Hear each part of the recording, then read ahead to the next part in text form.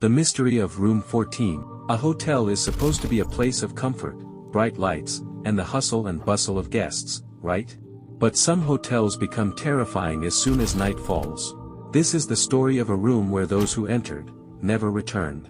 Today, I will tell you the horrifying mystery of room 14. December 2018. British traveler Jack Harris arrived in a small town in southern France. As he wandered through the streets, his eyes fell on an old yet elegant hotel, Hotel du Silence. Despite its luxurious appearance, something about the surroundings felt unsettling.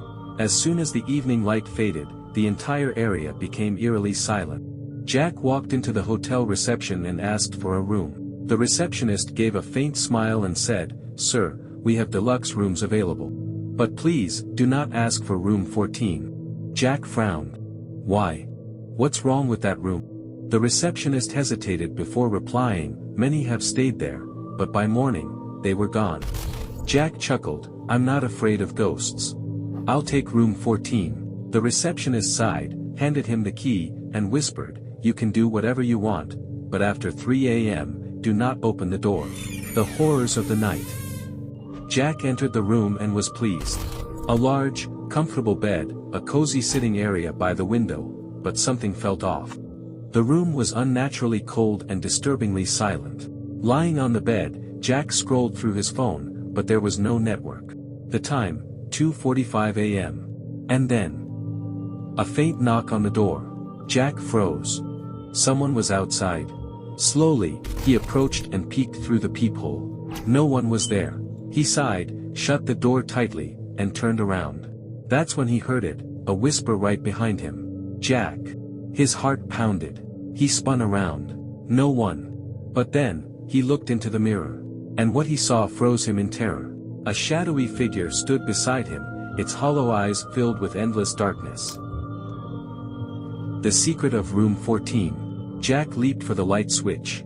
As the room lit up, his eyes fell on a torn letter near the window.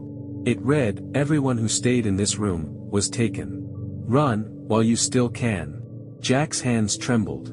But before he could react, the lights went out, a deafening silence. Then, a sudden, thunderous noise.